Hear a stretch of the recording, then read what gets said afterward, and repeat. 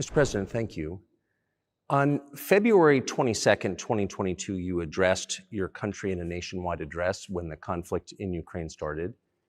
And you said that you were acting because you had come to the conclusion that the United States, through NATO, might initiate a, quote, surprise attack on our country. And to American ears, that sounds paranoid. Tell us why you believe the United States might strike Russia out of the blue. How did you conclude that? It's not that America, the United States, was going to launch a surprise strike on Russia. I didn't say that.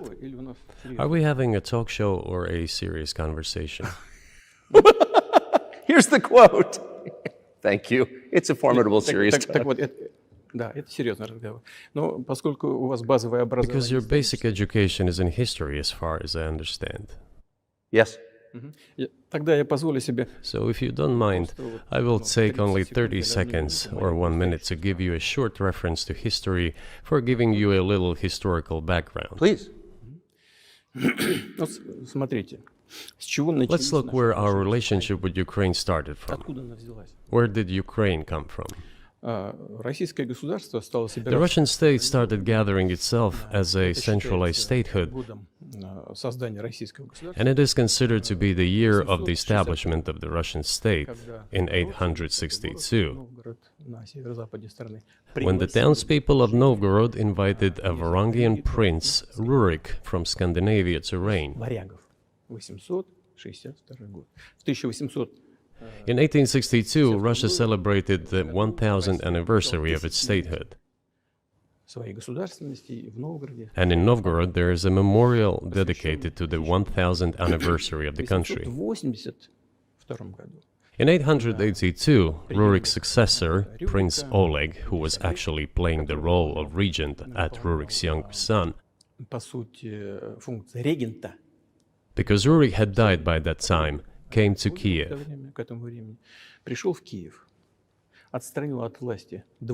He ousted two brothers who apparently had once been members of Rurik's squad.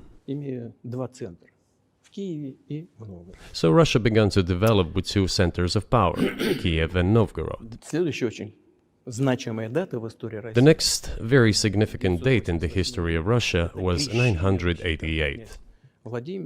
This was the baptism of Russia, when Prince Vladimir, the great-grandson of Rurik, baptized Russia and adopted Orthodoxy, or Eastern Christianity. From this time, the centralized Russian state began to strengthen. Why? Because of the single territory, integrated economic ties, one and the same language, and, after the baptism of Russia, the same faith and rule of the prince. The centralized Russian state began to take shape. Back in the Middle Ages, Prince Yaroslav the Wise introduced the order of succession to a throne. But after he passed away, it became complicated for various reasons. The throne was passed not directly from father to eldest son, but from the prince who had passed away to his brother, then to his sons in different lines. All this led to the fragmentation and the end of Rus as a single state. There was nothing special about it. The same was happening then in Europe.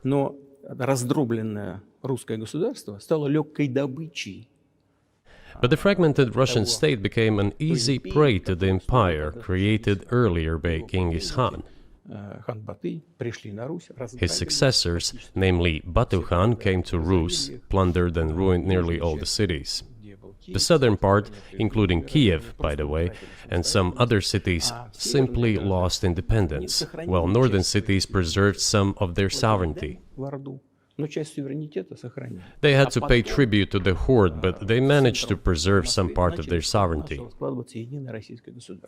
And then a unified Russian state began to take shape with its center in Moscow. The southern part of Russian lands, including Kiev, began to gradually gravitate towards another magnet, the center that was emerging in Europe. This was the Grand Duchy of Lithuania. It was even called the Lithuanian-Russian Duchy, because Russians were a significant part of this population. They spoke the old Russian language and were Orthodox. But then there was a unification, the union of the Grand Duchy of Lithuania and the Kingdom of Poland. A few years later, another union was signed, but this time already in the religious sphere. Some of the Orthodox priests became subordinate to the Pope. Thus, these lands became part of the Polish-Lithuanian state.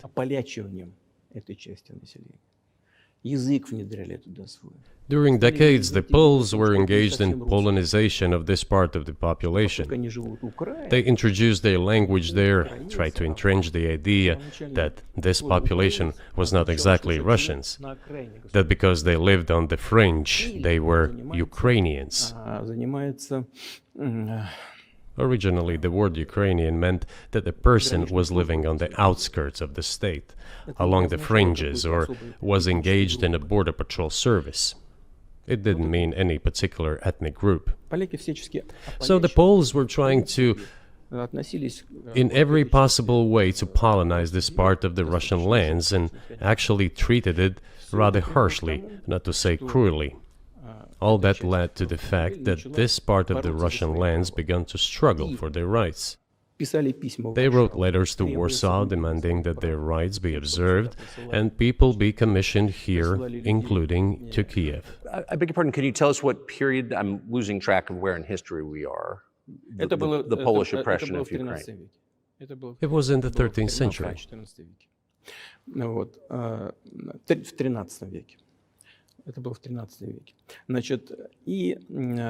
Now I will tell you what happened later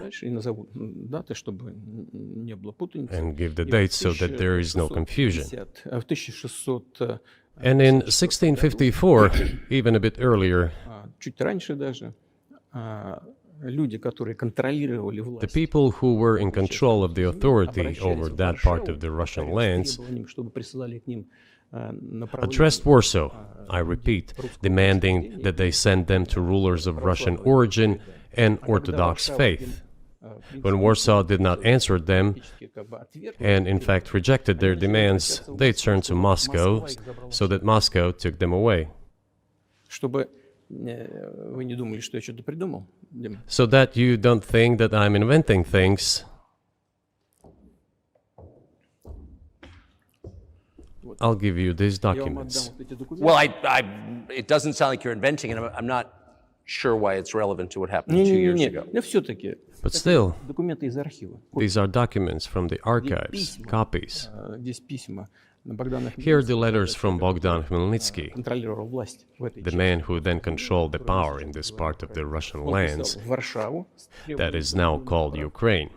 He wrote to Warsaw demanding that their rights be upheld. And after being refused, he began to write letters to Moscow, asking to take them under the strong hand of the Moscow Tsar. There are copies of these documents. I will leave them for your good memory. There is a translation into Russian. You can translate it into English later. Russia would not agree to admit them straight away, assuming that the war with Poland would start. Nevertheless, in 1654, the Pan-Russian Assembly of top clergy and landowners, headed by the Tsar, which was the representative body of the power of the old Russian state, decided to include a part of the old Russian lands into Moscow Kingdom. As expected, the war with Poland began. It lasted 13 years, and then in 1654, a truce was concluded. And 32 years later, I think, a peace treaty with Poland, which they called Eternal Peace, was signed. And these lands, the whole left bank of Dnieper, including Kiev, went to Russia. And the whole right bank of Dnieper remained in Poland. Under the rule of Catherine the Great, Russia reclaimed all of its historical lands, including in the south and west. This all lasted until the revolution. Before World War I, Austrian General Staff relied on the ideas of Ukrainianization and started actively promoting the ideas of Ukraine and the Ukrainianization.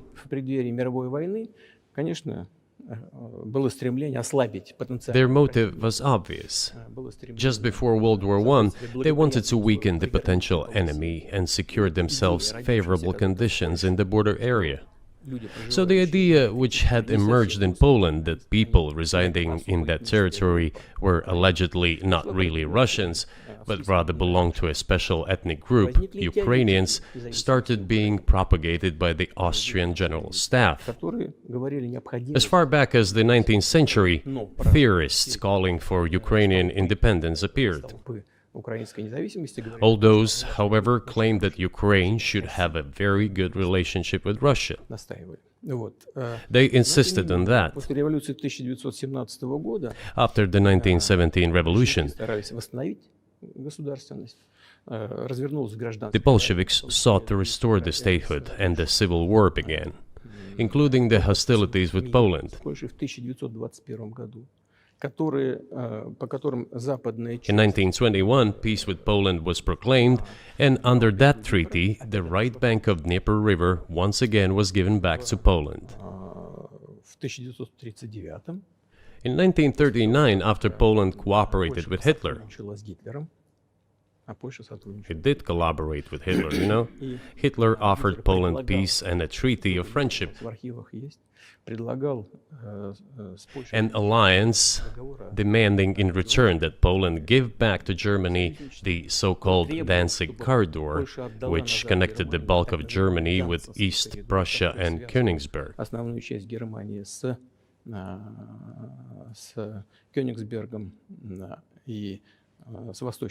After World War I, this territory was transferred to Poland, and instead of Danzig, a city of Gdansk emerged. Hitler asked them to give it amicably, but they refused. Of course. Still, they collaborated with Hitler and engaged together in the partitioning of Czechoslovakia. But may I ask you, you're making the case that Ukraine, certainly parts of Ukraine, Eastern Ukraine, is in effect Russia, has been for hundreds of years.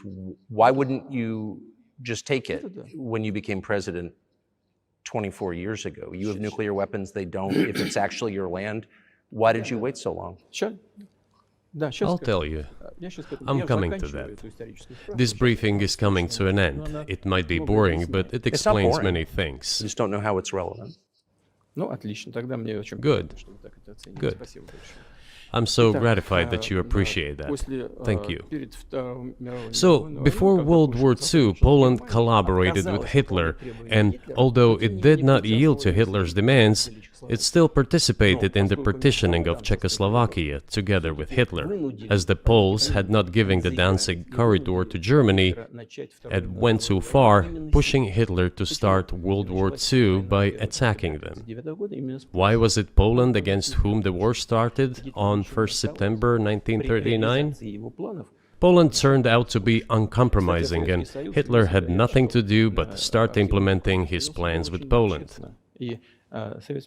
By the way, the USSR, I have read some archived documents, behaved very honestly. It asked Poland's permission to transit its troops through the Polish territory to help Czechoslovakia. But the then Polish foreign minister said that if the Soviet planes flew over Poland, they would be downed over the territory of Poland. But that doesn't matter. What matters is that the war began, and Poland fell prey to the policies it had pursued against Czechoslovakia, as under the well-known Molotov-Ribbentrop Pact.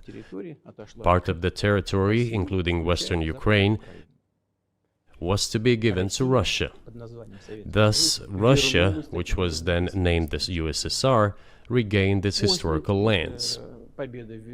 After the victory in the Great Patriotic War, as we call World War II, all those territories were ultimately enshrined as belonging to Russia, to the USSR.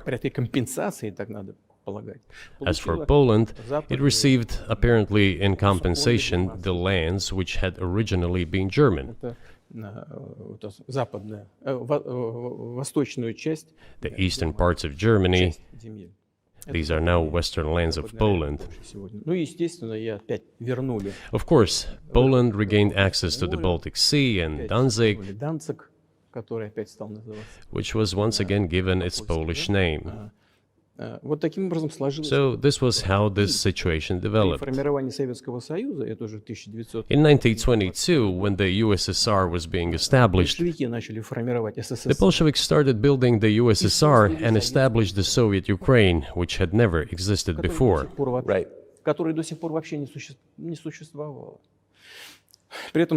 Stalin insisted that those republics be included in the USSR as autonomous entities. For some inexplicable reason, Lenin, the founder of the Soviet state, insisted that they be entitled to withdraw from the USSR. And again, for some unknown reasons, he transferred to that newly established Soviet Republic of Ukraine some of the lands together with people living there, even though those lands had never been called Ukraine, and yet they were made part of that Soviet Republic of Ukraine. Those lands included the Black Sea region, which was received under Catherine the Great, and which had no historical connection with Ukraine whatsoever. Even if we go as far back as 1654, when these lands returned to Russian Empire, that territory was the size of 3 to 4 regions of modern Ukraine, with no Black Sea region. That was completely out of the question. In 1654. Exactly. You obviously have encyclopedic knowledge of this region, but why didn't you make this case for the first 22 years as president that Ukraine wasn't a real country?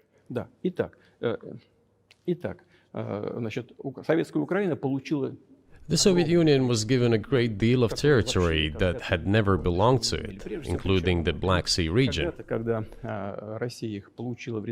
At some point, when Russia received them as an outcome of the Russo-Turkish Wars, they were called New Russia or Novorossiya. But that does not matter. What matters is that Lenin, the founder of the Soviet state, established Ukraine that way. For decades, the Ukrainian Soviet Republic developed as part of the USSR. And for unknown reasons, again, the Bolsheviks were engaged in Ukrainianization. It was not merely because the Soviet leadership was composed to a great extent of those originating from Ukraine. Rather, it was explained by the general policy of indigenization pursued by the Soviet Union. Same things were done in other Soviet republics. This involved promoting national languages and national cultures, which is not bad in principle.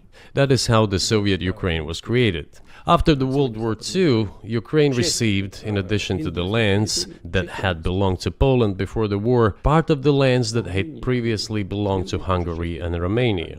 So Romania and Hungary had some of their lands taken away and given to the Soviet Ukraine, and they still remain part of Ukraine. So in this sense, we have every reason to affirm that Ukraine is an artificial state that was shaped at Stalin's will. Do you believe Hungary has a right to take its land back from Ukraine, and that other nations have a right to go back to their 1654 borders?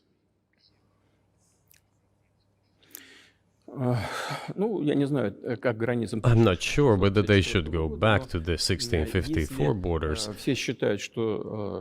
But given Stalin's time, so-called Stalin's regime, which, as many claim, saw numerous violations of human rights and violations of the rights of other states,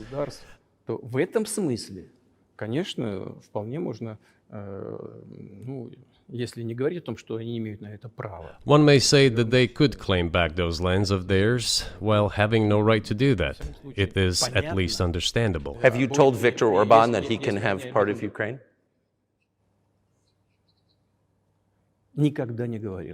Never. I have never told him. Not a single time. We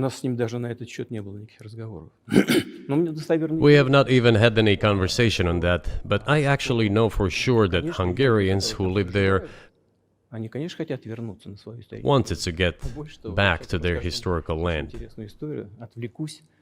Moreover, I would like to share a very interesting story with you. I digress, it's a personal one.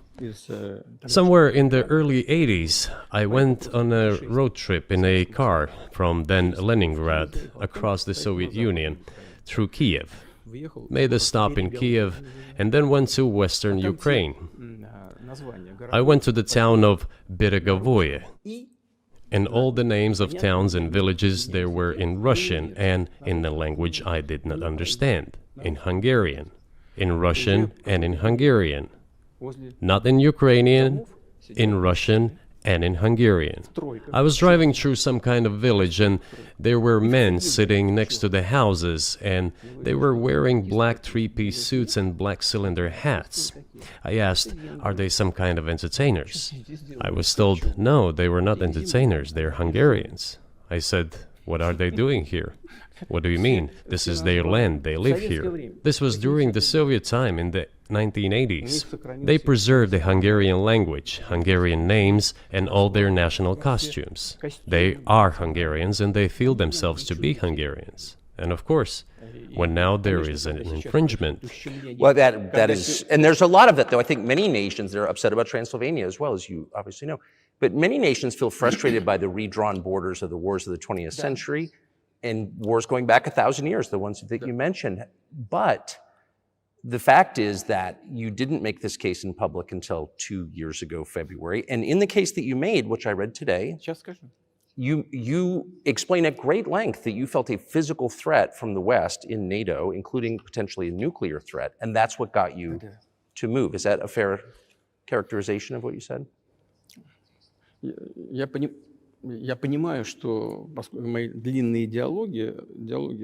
I understand that my long speeches probably fall outside of the genre of the interview.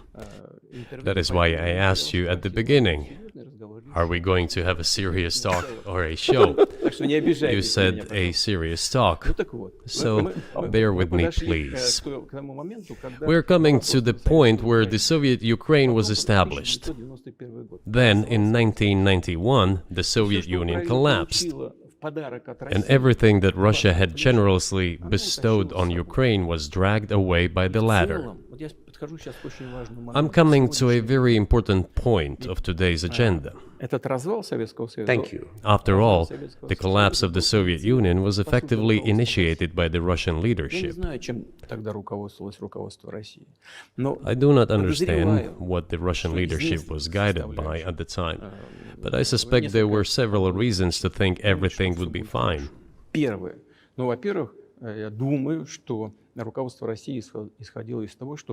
First, I think that then Russian leadership believed that the fundamentals of the relationship between Russia and Ukraine were, in fact, a common language. More than 90% of the population there spoke Russian. Family ties. Every third person there had some kind of family or friendship ties. Common culture, common history. Finally, common faith, coexistence with a single state for centuries, and deeply interconnected economies. All of these were so fundamental. All these elements together make our good relationships inevitable. The second point is a very important one. I want you, as an American citizen, and your viewers to hear about this as well. The former Russian leadership assumed that the Soviet Union had ceased to exist, and therefore there were no longer any ideological dividing lines. Russia even agreed voluntarily and proactively to the collapse of the Soviet Union, and believed that this would be understood by the so-called civilized West as an invitation for cooperation and association. That is what Russia was expecting, both from the United States and the so-called collective West as a whole.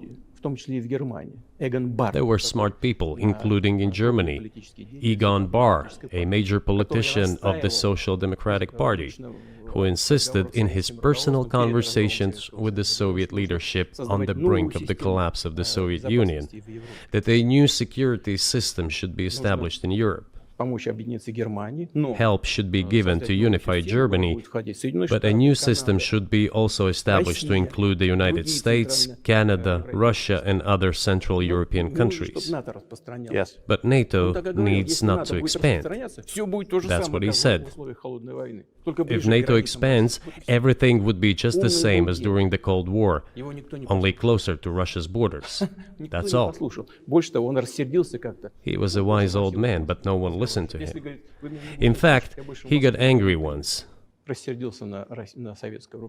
If, he said, you don't listen to me, I'm never setting my foot in Moscow once again. Everything happened just as he had said. Well, of course, it did come true, and you've mentioned this many times. I think it's a fair point, and many in America thought that relations between Russia and the United States would be fine with the collapse of the Soviet Union and the end of the Cold War, that the opposite happened. But you've never explained why you think that happened, except to say that the West fears a strong Russia, but we have a strong China the West does not seem very afraid of. What about Russia, do you think, convinced policymakers they had to take it down? The West is afraid of strong China more than it fears a strong Russia, because Russia has 150 million people and China has 1.5 billion population, and its economy is growing by leaps and bounds, or 5% a year. It used to be even more. But that's enough for China. As Bismarck once put it, potentials are the most important. China's potential is enormous. It is the biggest economy in the world today in terms of purchasing power parity and the size of the economy. It has already overtaken the United States quite a long time ago, and it is growing at a rapid clip. Let's not talk about who is afraid of whom. Let's not reason in such terms. And let's get into the fact that after 1991, when Russia expected that it would be welcomed into the brotherly family of civilized nations, nothing like this happened. You tricked us. I don't mean you personally when I say you. Of course, I'm talking about the United States. The promise was that NATO would not expand eastward, but it happened 5 times. There were 5 waves of expansion. We tolerated all that. We were trying to persuade them. We were saying, please don't. We are as bourgeois now as you are. We are market economy and there is no communist party power. Let's negotiate. Moreover, I have also said this publicly before. There was a moment when a certain rift started growing between us. Before that, Yeltsin came to the United States. Remember, he spoke in Congress and said the good words, God bless America. Everything he said were signals. Let us in. Remember the developments in Yugoslavia before the Yeltsin was lavished with praise? As soon as the developments in Yugoslavia started, he raised his voice in support of Serbs, and we couldn't but raise our voices for Serbs in their defense. I understand that there were complex processes underway there, I do, but Russia could not help raising its voice in support of Serbs, because Serbs are also a special and close to us nation, with Orthodox culture and so on. It's a nation that has suffered so much for generations. Well, regardless, what is important is that Yeltsin expressed his support. What did the United States do? In violation of international law and the UN Charter, it started bombing Belgrade. It was the United States that let the genie out of the bottle. Moreover, when Russia protested and expressed its resentment, what was said? The UN Charter and international law have become obsolete. Now everyone invokes international law, but at that time they started saying that everything was outdated. Everything had to be changed. Indeed, some things need to be changed, as the balance of power has changed. It's true, but not in this manner. Yeltsin was immediately dragged through the mud, accused of alcoholism, of understanding nothing, of knowing nothing. He understood everything, I assure you. Well, I became president in 2000. I thought, okay, the Yugoslav issue is over, but we should try to restore relations. let's reopen the door that Russia had tried to go through. And moreover, I said it publicly, I can reiterate. At a meeting here in the Kremlin with the outgoing President Bill Clinton, right here in the next room, I said to him, I asked him, Bill, do you think if Russia asked to join NATO, do you think it would happen? Suddenly he said, you know, it's interesting. I think so. But in the evening, when we met for dinner, he said, you know, I've talked to my team. No, it's not possible now. You can ask him. I think he will watch our interview. He'll confirm it. I wouldn't have said anything like that if it hadn't happened. Okay. Were you sincere? It's impossible now. Would you have joined NATO? Look, I asked the question, is it possible or not? And the answer I got was no. If I was insincere in my desire to find out what the leadership position was... But if he had said yes, would you have joined NATO? If he had said yes, the process of rapprochement would have commenced, and eventually it might have happened, if we had seen some sincere wish on the other side of our partners. But it didn't happen. Well, no means no. Okay, fine. Why do you think that is? Just to get to motive, I know you're clearly bitter about it. I understand. But why do you think the West rebuffed you then? Why the hostility? Why did the end of the Cold War not fix the relationship? What motivates this from your point of view? You said I was bitter about the answer. No, it's not bitterness. It's just a statement of fact. We're not bride and groom, bitterness, resentment. It's not about those kind of matters in such circumstances. We just realized we weren't welcome there, that's all. Okay, fine. But let's build relations in another manner. Let's look for common ground elsewhere. Why we received such a negative response, you should ask your leaders. I can only guess why. Too big a country with its own opinion and so on. And the United States, I've seen how issues are being resolved in NATO. I will give you another example now concerning Ukraine. The US leadership exerts pressure, and all NATO members obediently vote, even if they do not like something. Now, I'll tell you what happened in this regard with Ukraine in 2008, although it's being discussed. I'm not going to open a secret to you, say anything new. Nevertheless, after that we tried to build relations in different ways. For example, the events in the Middle East, in Iraq. We were building relations with the United States in a very soft, prudent, cautious manner. I repeatedly raised the issue that the United States should not support separatism or terrorism in the North Caucasus. But they continue to do it anyway. And political support, information support, financial support, even military support came from the United States and its satellites for terrorist groups in the Caucasus. I once raised this issue with my colleague, also the President of the United States. He says, "It's impossible. Do you have proof?" I said, "Yes."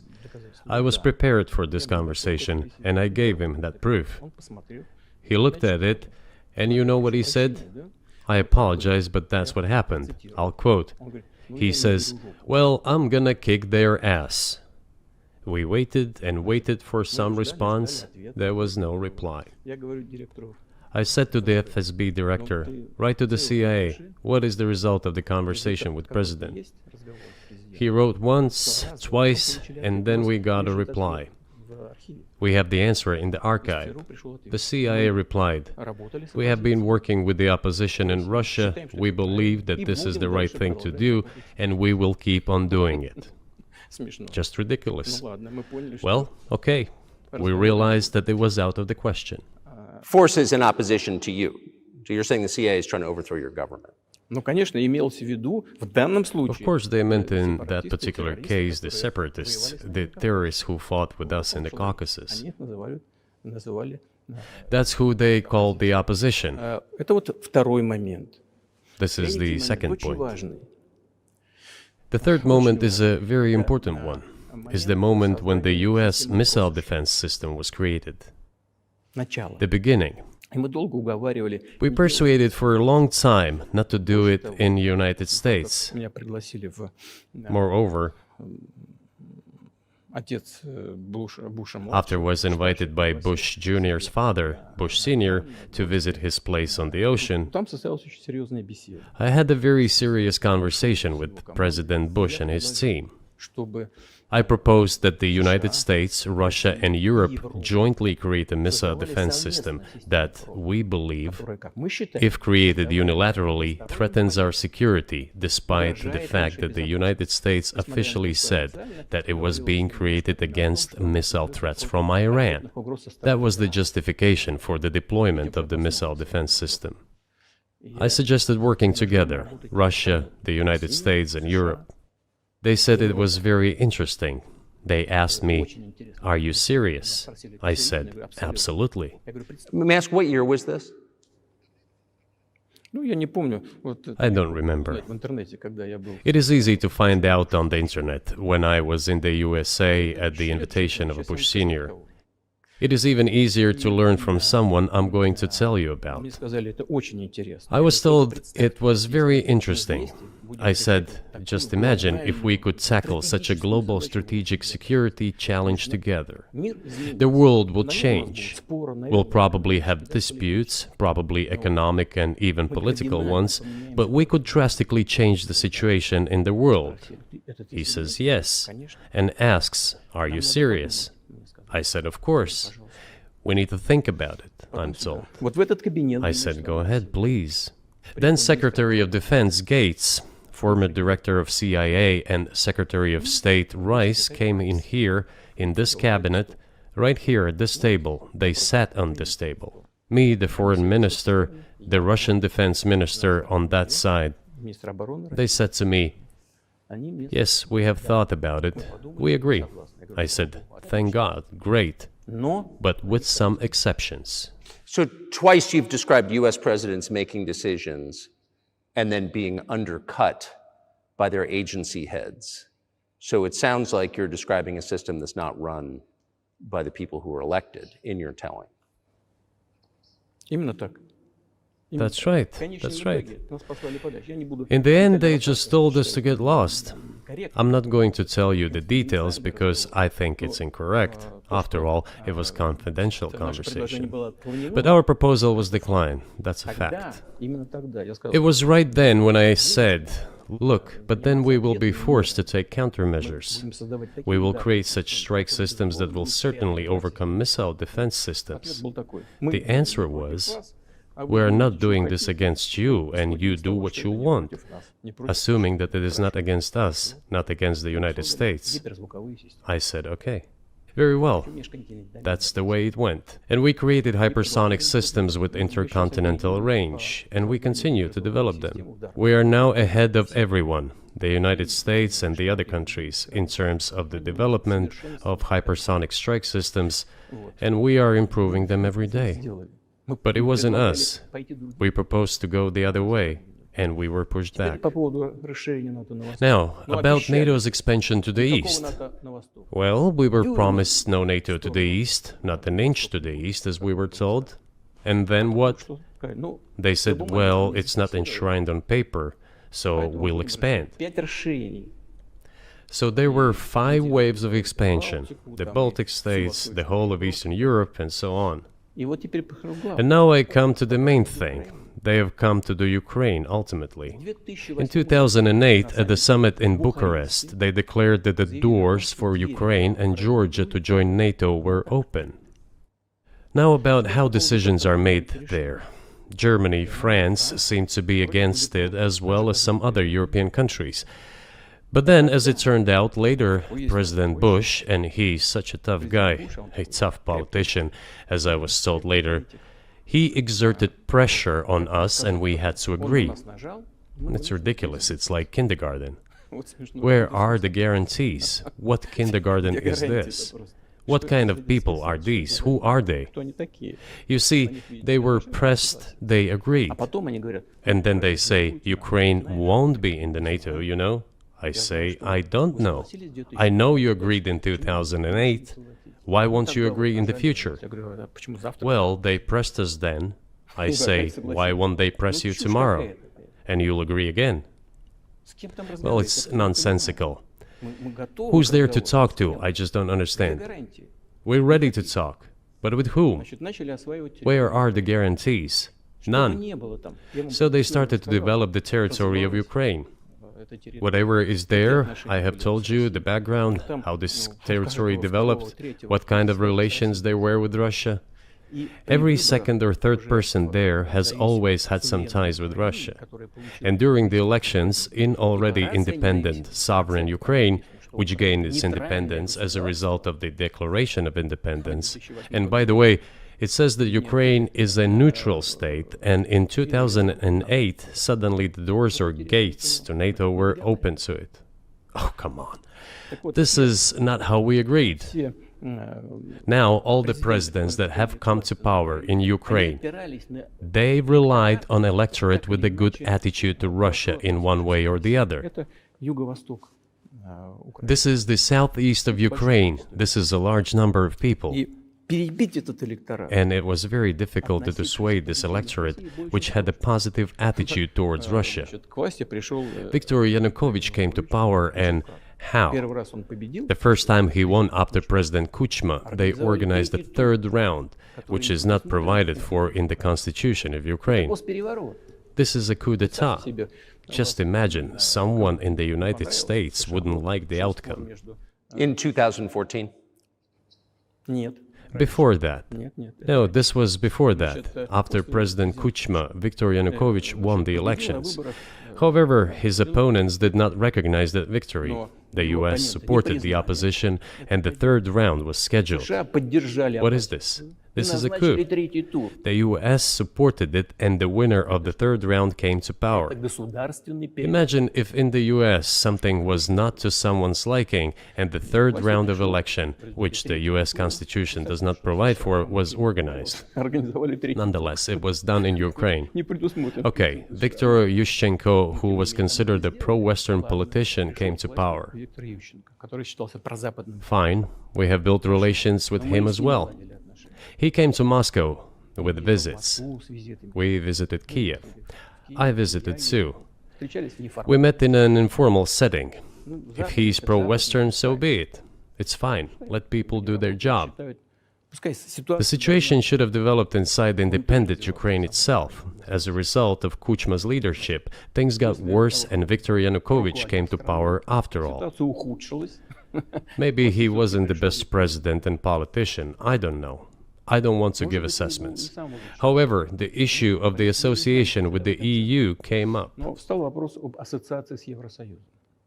We have always been lenient to this, suit yourself. But when we read through the Treaty of Association, it turned out to be a problem for us, since we had a free trade zone and open customs borders with Ukraine, which under this association had to open its borders for Europe, which could have led to flooding of our market. We said, no, this is not going to work. We shall close our borders with Ukraine then. The customs borders, that is. Yanukovych started to calculate how much Ukraine was going to gain, how much to lose, and said to his European partners, I need more time to think before signing. The moment he said that, the opposition began to take destructive steps which were supported by the West. It all came down to Maidan and a coup in Ukraine. So he did more trade with Russia than with the EU. Ukraine did. Of course. It's not even the matter of trade volume, although for the most part it is. It is the matter of cooperation ties, which the entire Ukrainian economy was based on. The cooperation ties between the enterprises were very close since the times of the Soviet Union. One enterprise there used to produce components to be assembled both in Russia and Ukraine, and vice versa. They used to be very close ties. A coup d'etat was committed, although I shall not delve into details now, as I find doing it inappropriate, the US told us. calm Yanukovych down, and we will calm the opposition. Let the situation unfold in the scenario of a political settlement. We said, all right, agreed, let's do it this way. As the Americans requested, Yanukovych did use neither the armed forces nor the police, yet the armed opposition committed a coup in Kiev. What is that supposed to mean? Who do you think you are? I wanted to ask the then US leadership. With the backing of whom? With the backing of CIA, of course. The organization you wanted to join back in the day, as I understand. We should thank God they didn't let you in. Although, it is a serious organization. I understand. My former vis-a-vis in the sense that I served in the first main directorate, Soviet Union's intelligence service. They have always been our opponents. A job is a job. Technically, they did everything right. They achieved their goal of changing the government. However, from political standpoint, it was a colossal mistake. Surely it was political leadership's miscalculation. They should have seen what it would evolve into.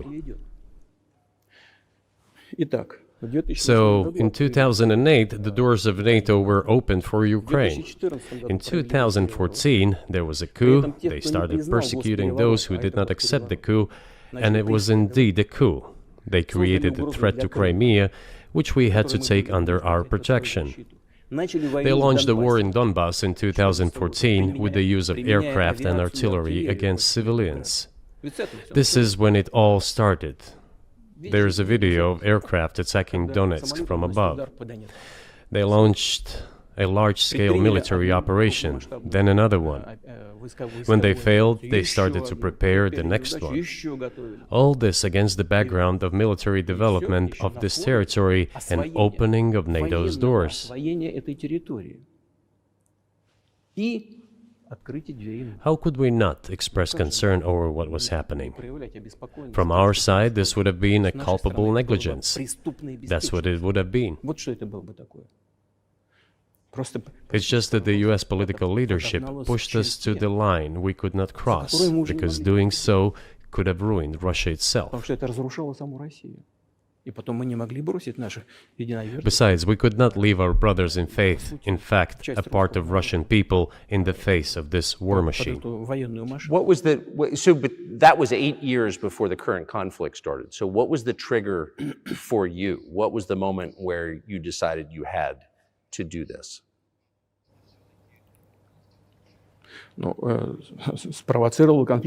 Initially, it was the coup in Ukraine that provoked the conflict.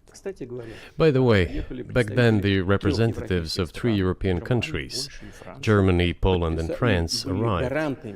They were the guarantors of the signed agreement between the government of Yanukovych and the opposition. They signed it as guarantors. Despite that, the opposition committed a coup, and all these countries pretended that they didn't remember that they were guarantors of the peaceful settlement.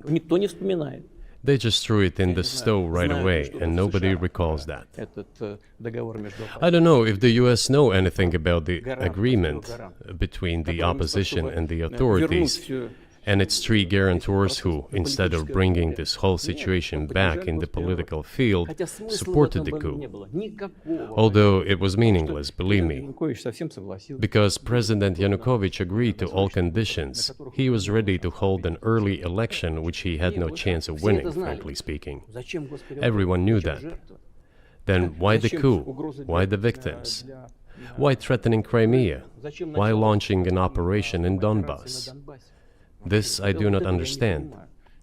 That is exactly what the miscalculation is. CIA did its job to complete the coup. I think one of the deputy secretaries of state said that it cost a large sum of money, almost 5 billion. But the political mistake was colossal. Why would they have to do that? All this could have been done legally, without victims, without military action, without losing Crimea. We would have never considered to even lift a finger if it hadn't been for the bloody developments on Maidan. Because we agreed with the fact that after the collapse of the Soviet Union, our borders should be along the borders of former Union's republics. We agreed to that. But we never agreed to NATO's expansion, and moreover, we never agreed that Ukraine would be in NATO. We did not agree to NATO bases there without any discussion with us. For decades, we kept asking, don't do this, don't do that. And what triggered the latest events? Firstly, the current Ukrainian leadership declared that it would not implement the Minsk agreements, which had been signed, as you know, after the events of 2014 in Minsk, where the plan of peaceful settlement in Donbass was set forth. But no, the current Ukrainian leadership, foreign minister, all other officials, and then president himself said that they don't like anything about the Minsk agreements. In other words, they were not going to implement it. A year or a year and a half ago, former leaders of Germany and France said openly to the whole world that they indeed signed the Minsk agreements, but they never intended to implement them. They simply led us by the nose. Was there anyone for you to talk to? Did you call a U.S. President's Secretary of State and say, if you keep militarizing Ukraine with NATO forces, this is going to be we're going to act?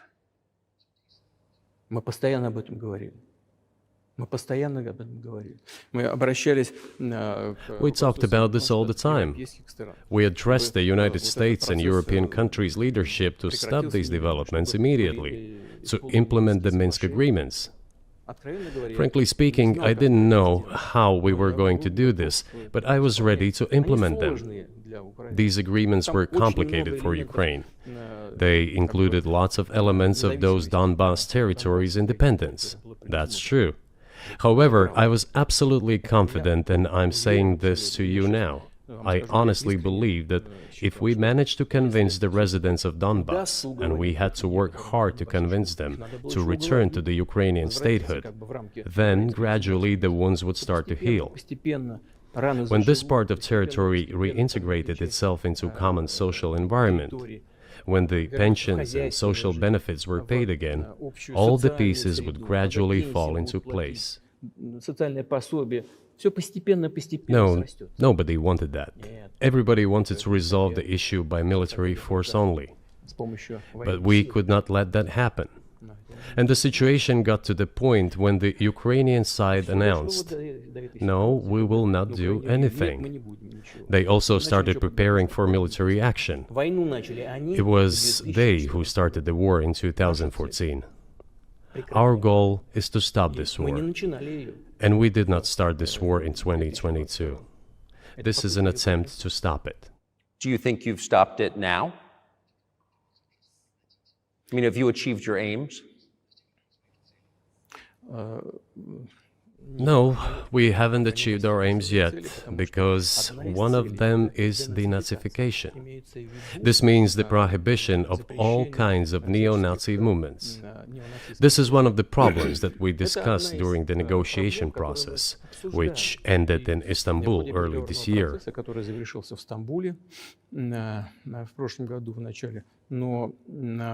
And it was not our initiative, because we were told by the Europeans, in particular, that it was necessary to create conditions for the final signing of the documents.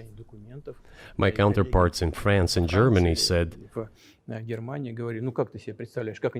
how can you imagine them signing a treaty with a gun to their heads? The troops should be pulled back from Kiev.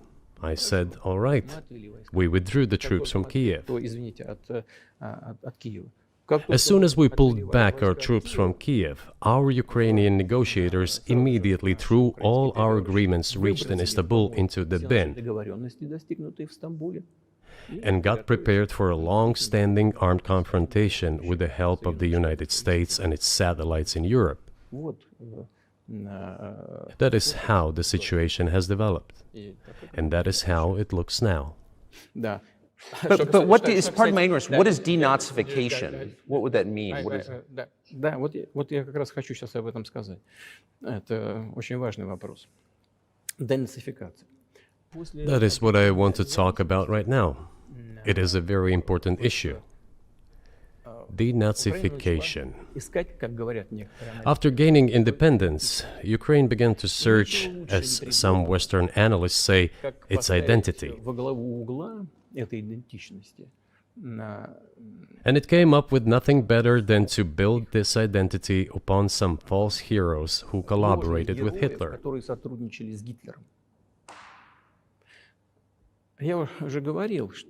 I have already said that in the early 19th century, when the theorists of independence and sovereignty of Ukraine appeared, they assumed that an independent Ukraine should have very good relations with Russia.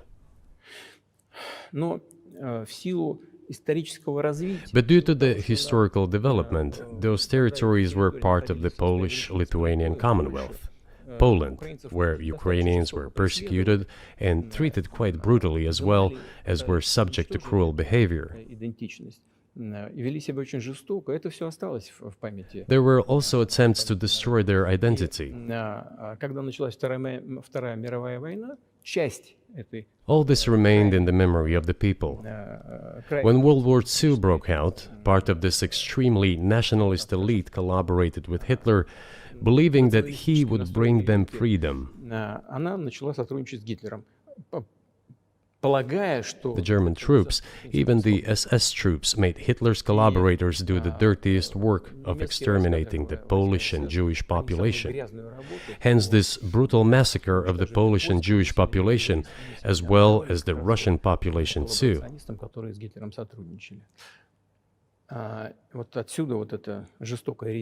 This was led by the persons who are well known, Bandera, Shukevich. It was those people who were made national heroes. That is the problem. And we are constantly told that nationalism and neo-Nazism exist in other countries as well. Yes, they are seedlings, but we uproot them, and other countries fight against them. But Ukraine is not the case. These people have been made into national heroes in Ukraine. Monuments to those people have been erected. They are displayed on flags. Their names are shouted by crowds that walk with torches, as it was in Nazi Germany.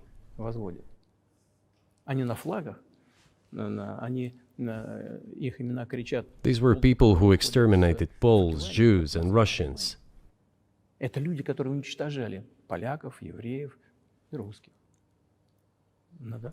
It is necessary to stop this practice and prevent the dissemination of this concept.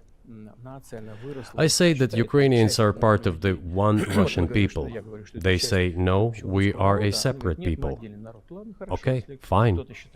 If they consider themselves a separate people, they have the right to do so, but not on the basis of Nazism, the Nazi ideology. Would you be satisfied with the territory that you have now?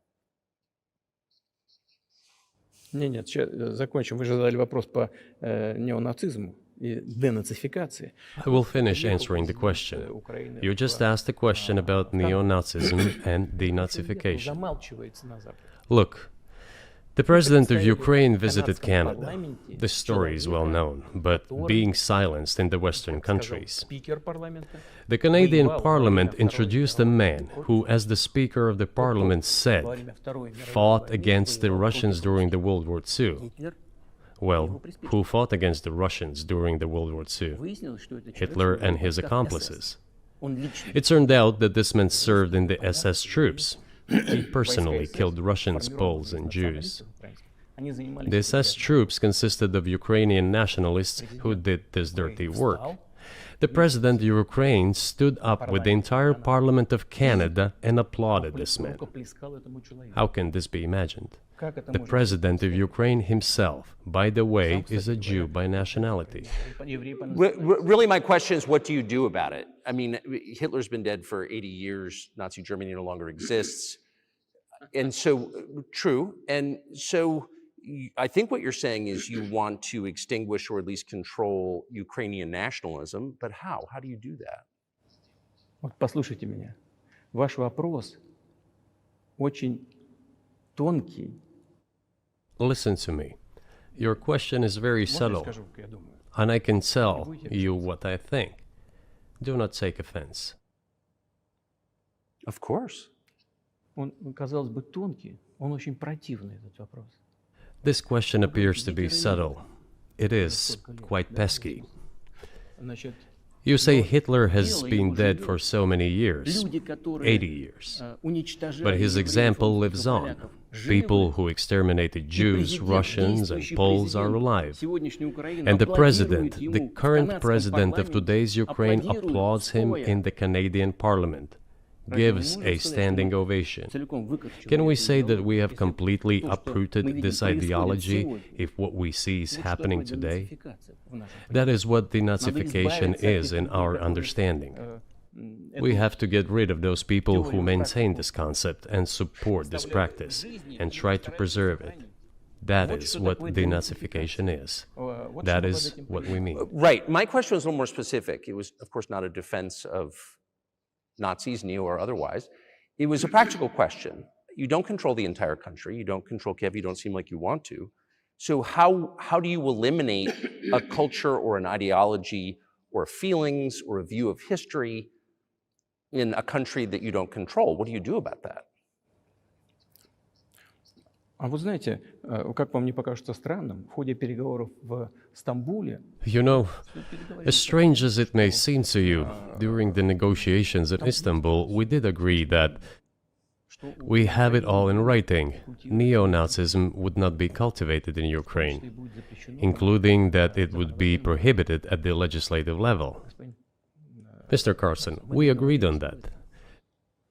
This, it turns out, can be done during the negotiation process.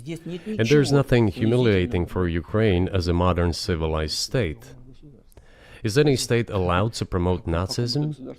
It is not, is it? That is it. Ведь нет, правда?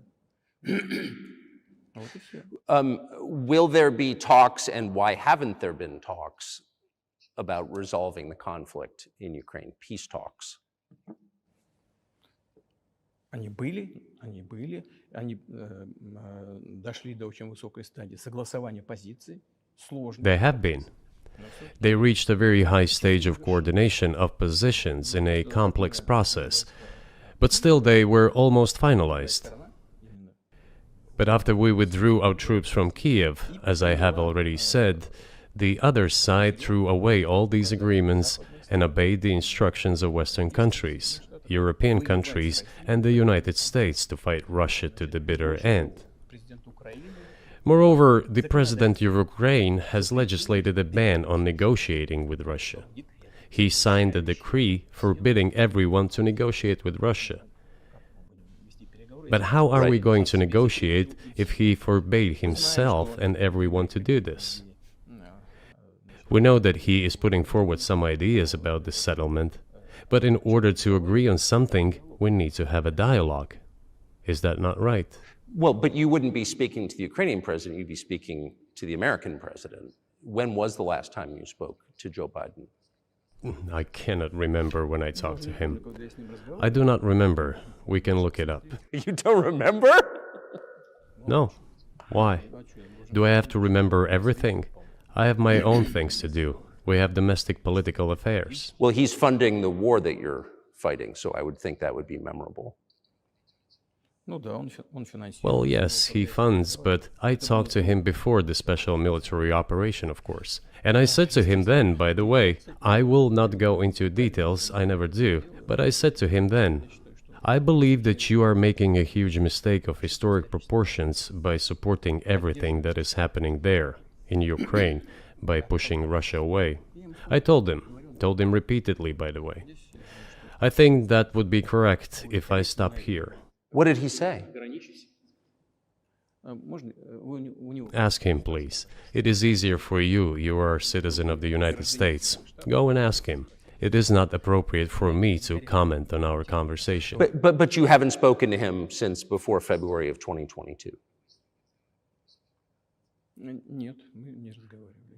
Но у нас есть. No, we haven't spoken. Кстати говоря, Certain contacts are being maintained, though. Speaking of which, про мое предложение. do you remember what I told you about my proposal to work together on a missile defense system? Yes. Да. You can ask all of them. All of them are safe and sound, thank God. The former president, Condoleezza, is safe and sound, and I think Mr. Gates and the current director of the intelligence agency, Mr. Burns, the then ambassador to Russia, in my opinion, are very successful ambassador. They were all witnesses to these conversations. Ask them. Same here. If you are interested in what Mr. President Biden responded to me, ask him. At any rate, I talked to him about it. I'm definitely interested, but from the outside, it seems like this could devolve or evolve into something that brings the entire world into conflict and could initiate a nuclear launch. And so why don't you just call Biden and say, let's work this out?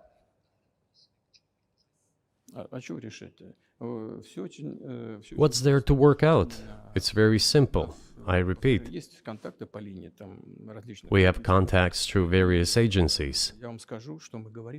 I will tell you what we are saying on this matter and what we are conveying to the US leadership. If you really want to stop fighting, you need to stop supplying weapons. It will be over within a few weeks. That's it. And then we can agree on some terms. Before you do that, stop. What's easier? Why would I call him? What should I talk to him about? Or beg him for what? And what messages do you get back? You're going to deliver such and such weapons to Ukraine? Oh, I'm afraid, please don't. What is there to talk about? Do you think NATO is worried about this becoming a global war or a nuclear conflict? At least that's what they're talking about. And they're trying to intimidate their own population with an imaginary Russian threat. This is an obvious fact. And thinking people, not Philistines, but thinking people, analysts, those who are engaged in real politics, just smart people, understand perfectly well that this is a fake. They're trying to fuel the Russian threat. The threat I think you're referring to is a Russian invasion of Poland, Latvia, expansionist behavior. Can you imagine a scenario where you sent Russian troops to Poland?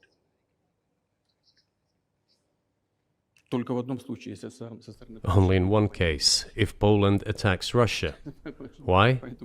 Because we have no interest in Poland, Latvia, or anywhere else. Why would we do that? We simply don't have any interest. It's just threat-mongering. Well, the argument, I know you know this, is that, well, he invaded Ukraine, he has territorial aims across the continent, and you're saying unequivocally you don't.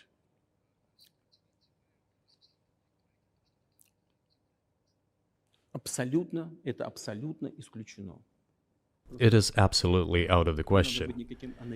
You just don't have to be any kind of analyst. It goes against common sense to get involved in some kind of a global war. And a global war will bring all humanity to the brink of destruction. It's obvious. There are certainly means of deterrence. They have been scaring everyone with us all along. Tomorrow Russia will use tactical nuclear weapons. Tomorrow Russia will use that. No, the day after tomorrow. So what? In order to extort additional money from US taxpayers and European taxpayers in the confrontation with Russia in the Ukrainian theater of war. The goal is to weaken Russia as much as possible. One of our senior United States senators from the state of New York, Chuck Schumer, said yesterday, I believe, that we have to continue to fund the Ukrainian effort or US soldiers, citizens could wind up fighting there. How do you assess that?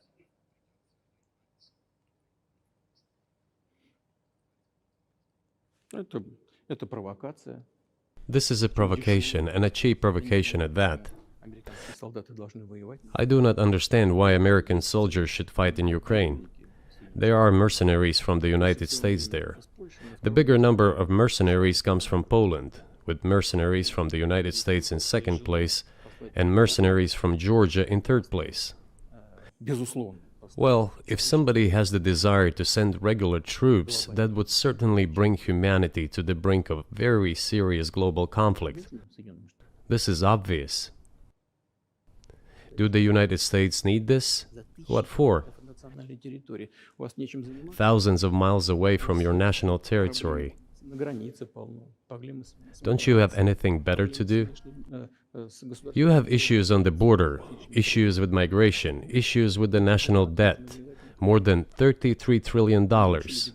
You have nothing better to do, so you should fight in Ukraine? Wouldn't it be better to negotiate with Russia? Make an agreement, already understanding the situation that is developing today, realizing that Russia will fight for its interests to the end? And realizing this, actually return to common sense, start respecting our country and its interests, and look for certain solutions. It seems to me that this is much smarter and more rational. Who blew up Nord Stream? You for sure. I was busy that day. Nate, do you have I did not blow up Nord Stream. Thank you, though. You personally may have an alibi, but the CIA has no such alibi. Do you have evidence that NATO or the CIA did it?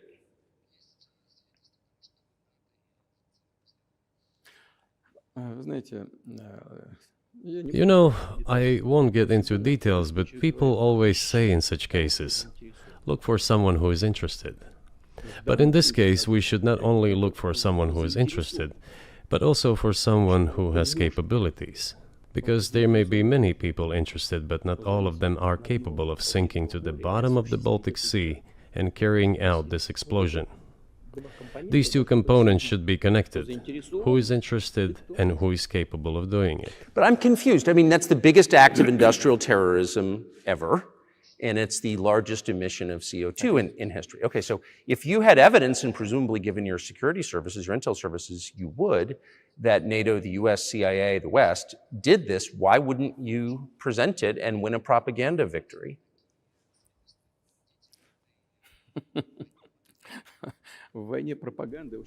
In the war of propaganda, it is very difficult to defeat the United States, because the United States controls all the world's media and many European media.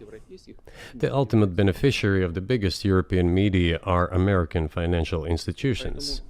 Don't you know that? So it is possible to get involved in this work, but it is cost prohibitive, so to speak. We can simply shine the spotlight on our sources of information, and we will not achieve results.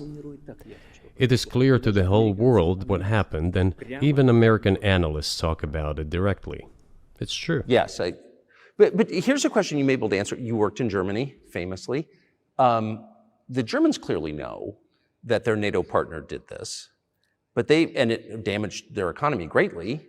It may never recover. Why are they being silent about it? That's very confusing to me. Why wouldn't the Germans say something about it? This also confuses me. But today's German leadership is guided by the interests of the collective West rather than its national interests. Otherwise, it is difficult to explain the logic of their action or inaction. After all, it is not only about Nord Stream 1, which was blown up, and the Nord Stream 2 was damaged, but one pipe is safe and sound and gas can be supplied to Europe through it. But Germany does not open it. We are ready, please. There's another route through Poland, called Yamal Europe, which also allows for large flow. Poland has closed it, but Poland packs from the German hand. It receives money from the pan-European funds, and Germany is the main donor to these pan-European funds. Germany feeds Poland to a certain extent, and they close their route to Germany. Why? I don't understand. Ukraine, to which the Germans supply weapons and give money. Germany is the second sponsor of the United States in terms of financial aid to Ukraine. There are two gas routes through Ukraine. They simply closed one route, the Ukrainians. Open the second route and please get gas from Russia. They do not open it. Why don't the Germans say, look guys, we give you money and weapons, open up the valve, please, let the gas from Russia pass through for us. We're buying liquefied gas at exorbitant prices in Europe, which brings the level of our competitiveness and economy in general down to zero. Do you want us to give you money? Let us have the decent existence. Make money for our economy, because this is where the money we give you comes from. They refuse to do so. Why? Ask them. That is what is like in their heads. Those are highly incompetent people. Well, maybe the world is breaking into two hemispheres, one with cheap energy, the other without. And I want to ask you that. If we're now a multipolar world, obviously we are, can you describe the blocks of alliances? Who is in each side, do you think? Listen, you have said that the world is breaking into two hemispheres. A human brain is divided into two hemispheres. One is responsible for one type of activities, the other one is more about creativity and so on. But it is still one and the same head. The world should be a single whole. Security should be shared rather than meant for the golden billion.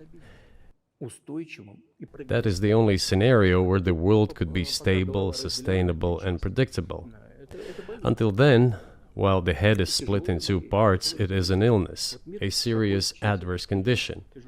It is a period of severe disease that the world is going through now. But I think that, thanks to honest journalism, this work is akin to work of the doctors.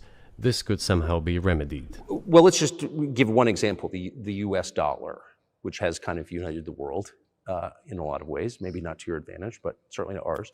Is that going away as the reserve currency, the universally accepted currency? How have sanctions, do you think, changed the dollar's place in the world?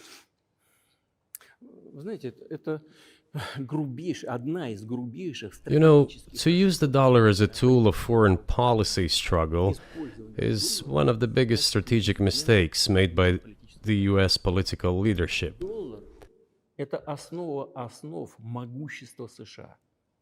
The dollar is the cornerstone of the United States power. I think everyone understands very well that no matter how many dollars are printed, they are quickly dispersed all over the world.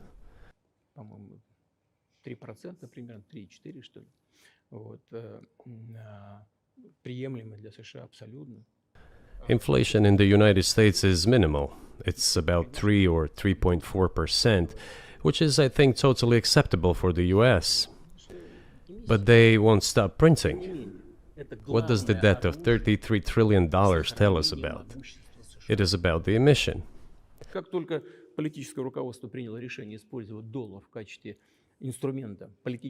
Nevertheless, it is the main weapon used by the United States to preserve its power across the world.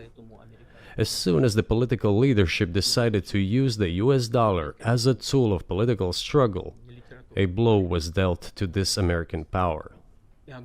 I would not like to use any strong language, but it is a stupid thing to do and a grave mistake.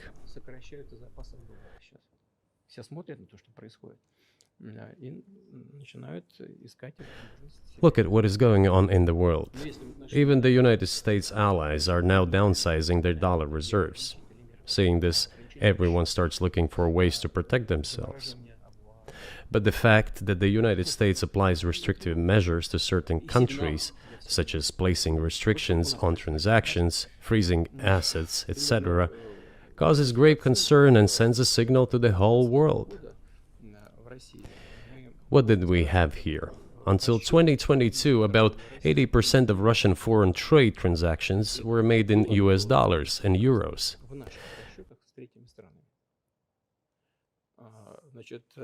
US dollars accounted for approximately 50% of our transactions with third countries, while currently it is down to 13%. It wasn't us who banned the use of the US dollar.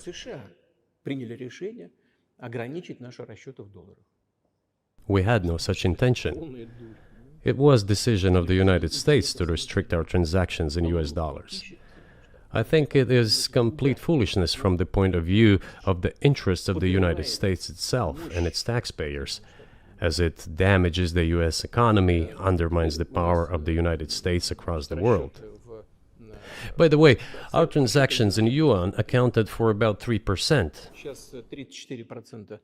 Today, 34% of our transactions are made in rubles, and about as much, a little over 34% in yuan.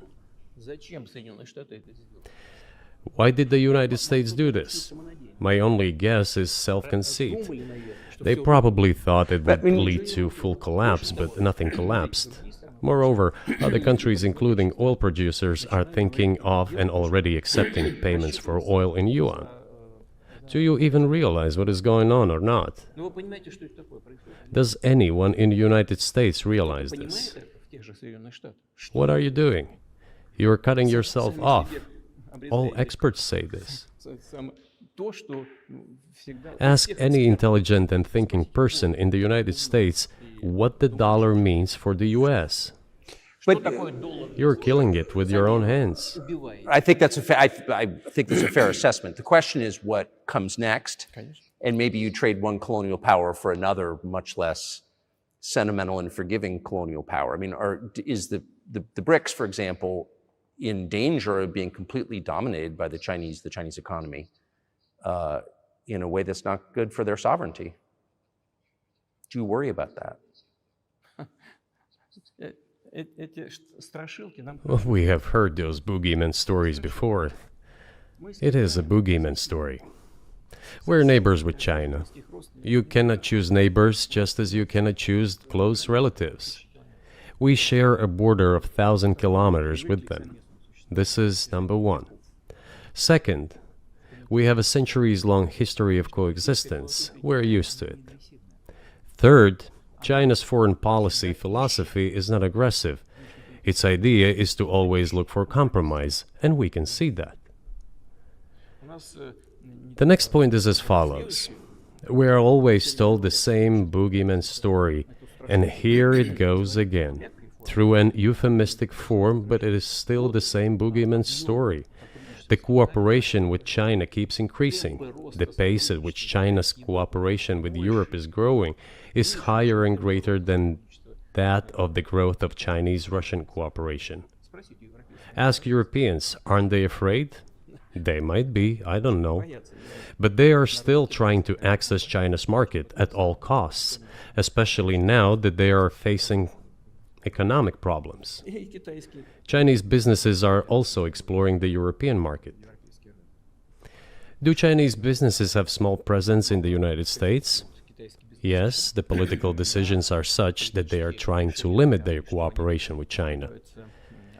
It is to your own detriment, Mr. Tucker, that you are limiting cooperation with China. You are hurting yourself. It is a delicate matter, and there are no silver bullet solutions, just as it is with the dollar. So, before introducing any illegitimate sanctions, illegitimate in terms of the Charter of the United Nations, one should think very carefully. For decision makers, this appears to be a problem. So you said a moment ago that the world would be a lot better if it weren't broken into competing alliances, if there was cooperation globally. One of the reasons you don't have that is because the current American administration is dead set against you. Do you think if there were a new administration after Joe Biden that you would be able to reestablish communication with the US government? Or does it not matter who the president is?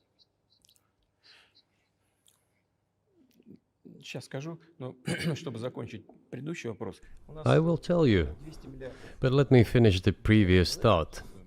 We, together with my colleague and friend, President Xi Jinping, set a goal to reach $200 billion of mutual trade with China this year.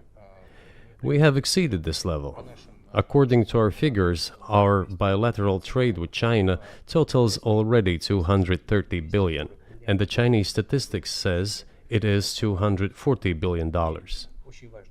One more important thing. Our trade is well balanced, mutually complementary in high-tech, energy, scientific research and development. It is very balanced. As for BRICS, where Russia took over the presidency this year, the BRICS countries are, by and large, developing very rapidly. Look, if memory serves me right, back in 1992, the share of the G7 countries in the world economy amounted to 47%, whereas in 2022 it was down to, I think, a little over 30%. The BRICS countries accounted for only 16% in 1992, but now their share is greater than that of the G7. It has nothing to do with the events in Ukraine. This is due to the trends of global development and world economy, as I mentioned just now. And this is inevitable. This will keep happening. It is like the rise of the sun. You cannot prevent the sun from rising. You have to adapt to it. How do the United States adapt?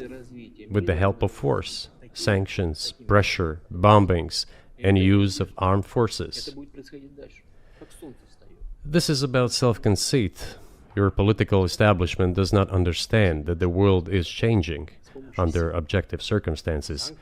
And in order to preserve your level, even if someone aspires, pardon me, to the level of dominance, you have to make the right decisions in a competent and timely manner. Such brutal actions, including with regard to Russia and, say, other countries, are counterproductive. This is an obvious fact. It has already become evident. You just asked me if another leader comes and changes something. It is not about the leader. It is not about the personality of a particular person. I had a very good relationship with, say, Bush. I know that in the United States, he was portrayed as some kind of a country boy who does not understand much. I assure you that this is not the case. I think he made a lot of mistakes with regard to Russia, too. I told you about 2008 and the decision in Bucharest to open the NATO's doors for Ukraine and so on. That happened during his presidency. He actually exercised pressure on the Europeans. But in general, on a personal human level, I had a very good relationship with him. He was no worse than any other American or Russian or European politician. I assure you, he understood what he was doing as well as others. I had such personal relationship with Trump as well. It is not about the personality of the leader, it is about the elite's mindset. If the idea of domination at any cost, based also on forceful actions, dominates the American society, nothing will change. It will only get worse. But if, in the end, one comes to the awareness that the world has been changing due to the objective circumstances, and that one should be able to adapt to them in time, using the advantages that the US still has today, then perhaps something may change. Look, China's economy has become the first economy in the world in purchasing power parity. In terms of volume, it overtook the US a long time ago. The USA comes second, then India, 1.5 billion people, and then Japan, with Russia in the fifth place. Russia was the first economy in Europe last year, despite all the sanctions and restrictions. Is it normal from your point of view? Sanctions, restrictions, impossibility of payments in dollars, being cut off from SWIFT services, sanctions against our ships carrying oil, sanctions against airplanes, sanctions in everything, everywhere. The largest number of sanctions in the world which are applied against Russia. And we have become Europe's first economy during this time. The tools that US uses don't work. Well, one has to think about what to do. If this realization comes to the ruling elites, then yes, then the first person of the state will act in anticipation of what the voters and the people who make decisions at various levels expect from this person. Then maybe something will change.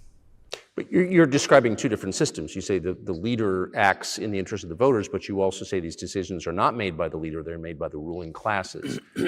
You've run this country for so long, you've known all these American presidents. What are those power centers in the United States, do you think? Like, who actually makes the decisions?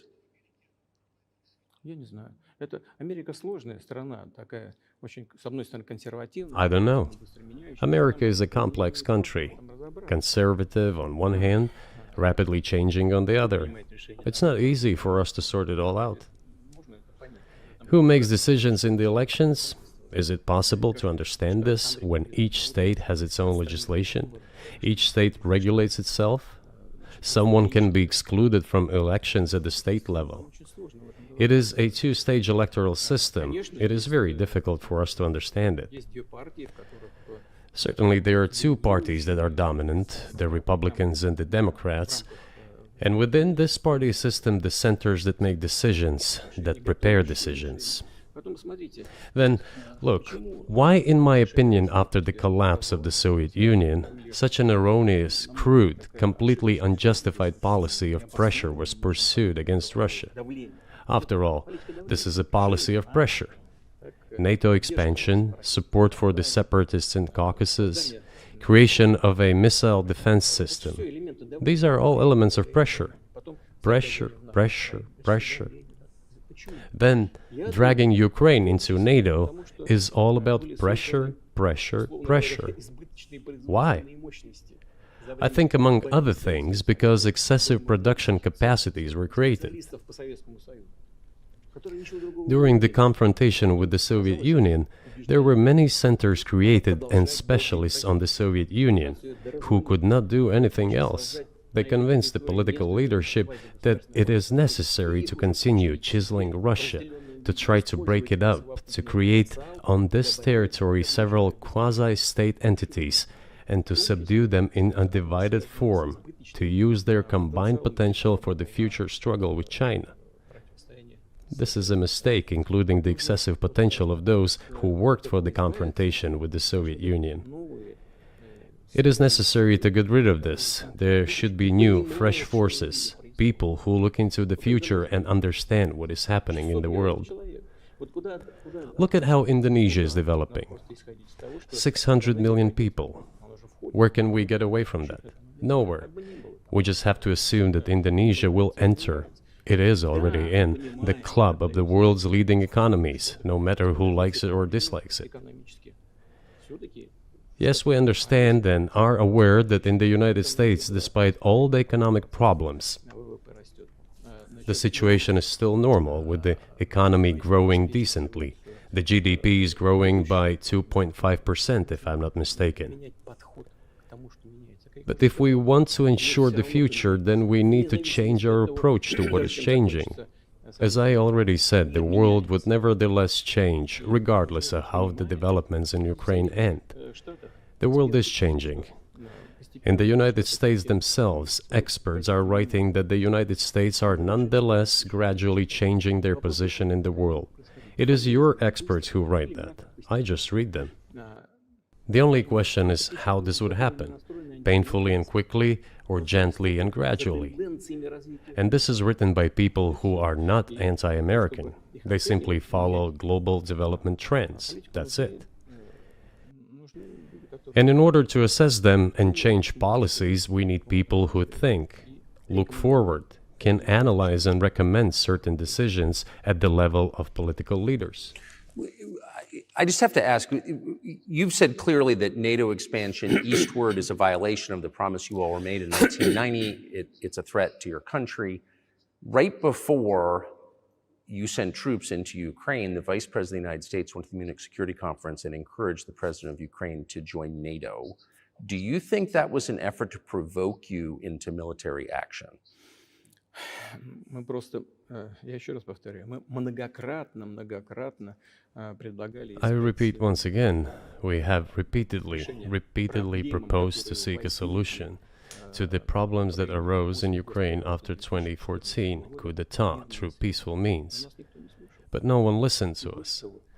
And moreover, the Ukrainian leaders who were under the complete US control suddenly declared that they would not comply with the Minsk agreements. They disliked everything there and continued military activity in that territory. Шло освоение этой территории натовскими военными структурами под видом различных центров. And in parallel, that territory was being exploited by NATO military structures under the guise of various personnel training and retraining centers. They essentially began to create bases there. That's all. Ukraine announced that the Russians were a non-titular nationality, while passing the laws that limit the rights of non-titular nationalities in Ukraine. Ukraine, having received all these southeastern territories as a gift from the Russian people, suddenly announced that the Russians were a non-titular nationality in that territory. Is that normal? All this put together led to the decision to end the war that neo-Nazis started in Ukraine in 2014. Do you think Zelensky has the freedom to negotiate a settlement to this conflict?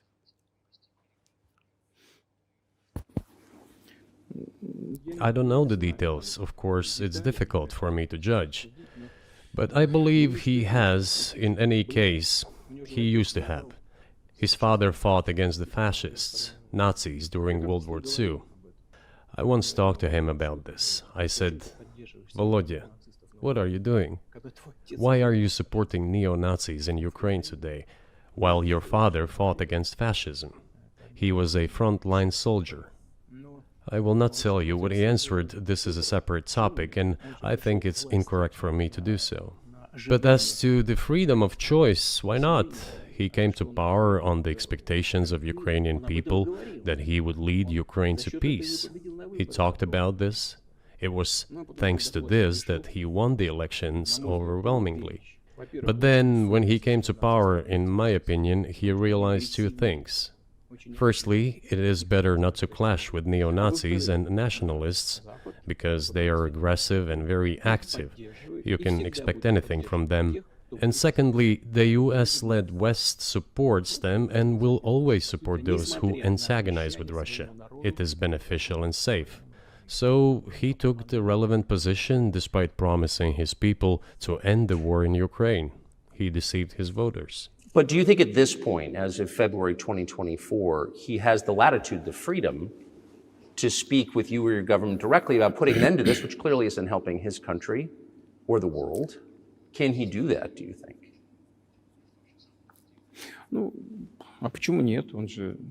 Why not?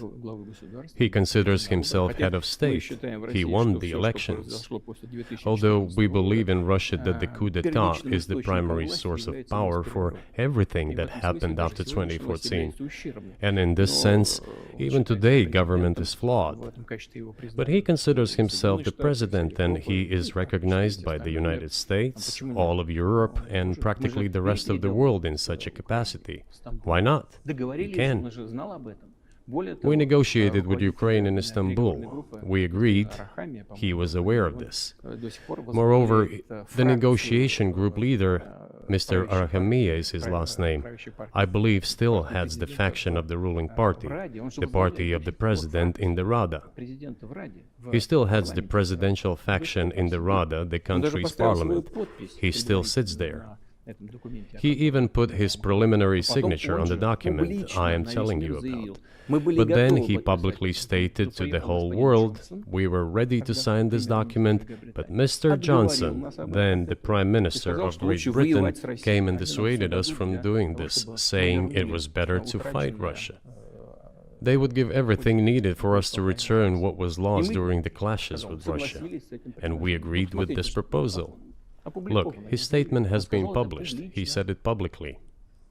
Can they return to this or not? The question is, do they want it or not? Further on, President of Ukraine issued a decree prohibiting negotiations with us. Let him cancel that decree, and that's it. We have never refused negotiations, indeed. Мы не отказывались. We hear all the time, is Russia ready? Публично отказали. Yes, we have not refused. It was them who publicly refused. Well, let him cancel his decree and enter into negotiations. We have never refused. And the fact that they obeyed the demand or persuasion of Mr. Johnson, the former Prime Minister of Great Britain, seems ridiculous and very sad to me. Because, as Mr. Arakamiya put it, we could have stopped those hostilities with war a year and a half ago already. But the British persuaded us and we refused this. Where is Mr. Johnson now? And the war continues. That's a good question. Where do you think he is and why did he do that? Да хрен его знает, я сам не понимаю. Общая Hell установка была. knows. Почему-то I don't все understand it сложилось именно, myself.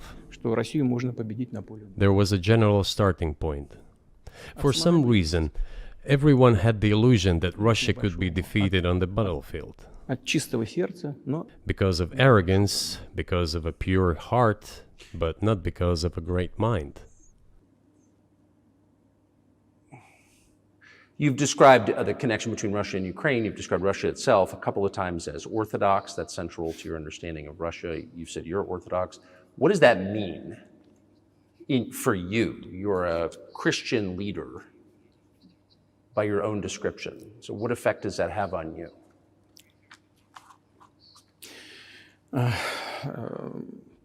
You know, as I already mentioned, in 988, Prince Vladimir himself was baptized following the example of his grandmother, Princess Olga. And then he baptized his squad. And then, gradually, over the course of several years, he baptized all the Rus. It was a lengthy process, from pagans to Christians. It took many years. But in the end, this orthodoxy, Eastern Christianity, deeply rooted itself in the consciousness of the Russian people. когда Россия расширялась, When Russia expanded and absorbed other nations who profess Islam, Buddhism, and Judaism, Russia has always been very loyal to those people who profess other religions. This is her strength. This is absolutely clear. And the fact is that the main postulates, main values are very similar, not to say the same, in all world religions I've just mentioned, and which are the traditional religions of the Russian Federation, Russia. By the way, Russian authorities were always very careful about the culture and religion of those people who came into the Russian Empire. This, in my opinion, forms the basis of both security and stability of the Russian statehood. All the peoples inhabiting Russia basically consider it their motherhood. If, say, people move over to you or to Europe from Latin America, an even clearer and more understandable example, people come, but yet they have come to you or to European countries from their historical homeland. And people who profess different religions in Russia consider Russia their motherland. They have no other motherland. We are together. This is one big family. And our traditional values are very similar. I've just mentioned one big family, but everyone has his, her own family. And this is the basis of our society. And if we say that the motherland and the family are specifically connected with each other, it is indeed the case, since it is impossible to ensure a normal future for our children and our families unless we ensure a normal, sustainable future for the entire country, for the motherland. That is why patriotic sentiment is so strong in Russia. But can I say that the one way in which the religions are different is that Christianity is specifically a nonviolent religion. Jesus says, turn the other cheek, don't kill. How can a leader who has to kill, of any country, how can a leader be a Christian? How do you reconcile that to yourself?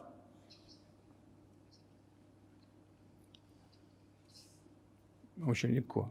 Если речь идет о защите себя и своей. It is very easy.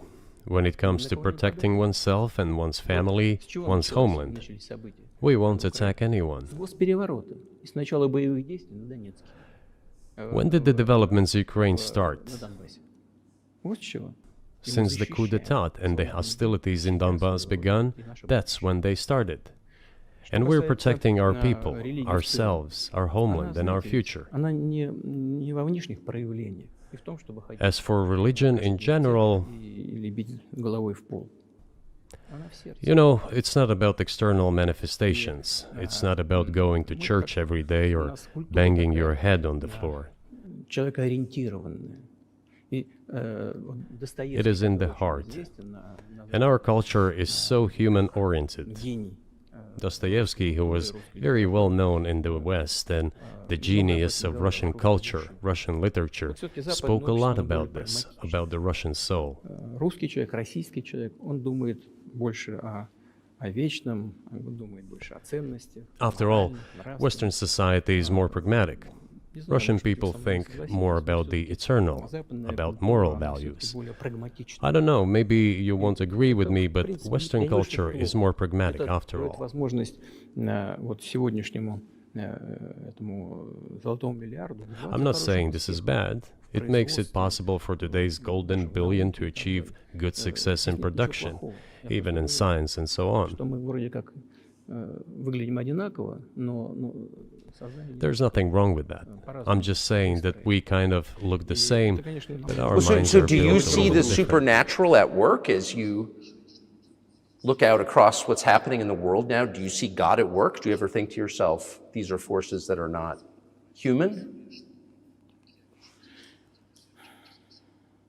Да нет, я, честно говоря, так не думаю. Я думаю о том, что No, to be honest, I don't think общество so. развивается вот по своим внутренним My opinion is that the development of the world community is in accordance with the inherent laws, and those laws are what they are. Так было всегда в истории человечества.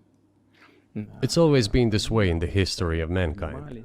Размножались, Some nations and countries rose, became stronger and more numerous, and then left the international stage, losing the status they had accustomed to. наверное, не нужно приводить эти примеры, но начиная There's probably no need for me to give examples, but we could start with the Genghis Khan and horde conquerors, the Golden Horde, and then end with the Roman Empire. человечество каждый It seems that there has never been anything like the Roman Empire in the history of mankind. потенциал варваров постепенно накапливался.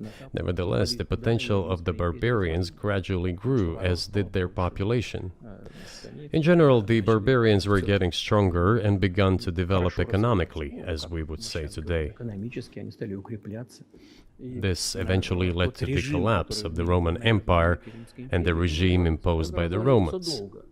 500 лет. Этот процесс. However, it took 5 centuries for the Roman Empire to fall apart. В сегодняшней ситуации The разница difference with what is happening now процессы изменений is that all the processes of change are happening at a much faster pace than in Roman times. So when does the AI empire start, do you think? у меня все в более You're сложные asking вопросы. increasingly more complicated questions. To answer them, you need to be an expert in big Для того, numbers, чтобы big ответить, data, надо быть, and конечно, AI. специалистом в Mankind is сфере currently очень facing many threats. Due to the genetic researches, it is now possible to create a superhuman, a specialized human being, a genetically engineered athlete, scientist, military man. There are reports that Elon Musk had already had a chip implanted in the human brain in the USA. Илон Маск внедрил уже чип в мозг какого-то человека. What do you think of that? Ну, Маска, я думаю, что Маска остановить Well, невозможно. I think there's no stopping Elon Musk. He will do as he sees fit. Надо искать Nevertheless, способы.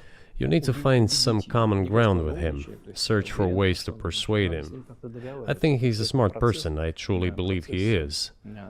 So you need to reach an agreement with him because this process needs to be formalized and subjected to certain rules. Того, что будет происходить с ним в связи с развитием вот этих новейших исследований и технологий. Humanity has to consider what is going to happen due to the newest development in genetics or in AI.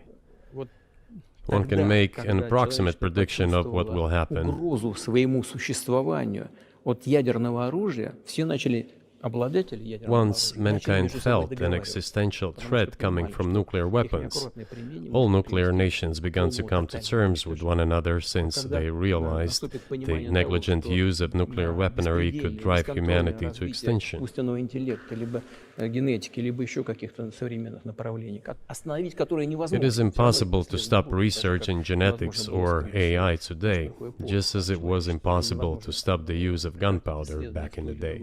Эти исследования все равно будут. Но когда человечество почувствует угрозу для себя, But as soon as we realize that the threat comes from unbridled and uncontrolled development of AI, or genetics, or any other field, the time will come to reach an international agreement on how to regulate these things. I appreciate all the time you've given us.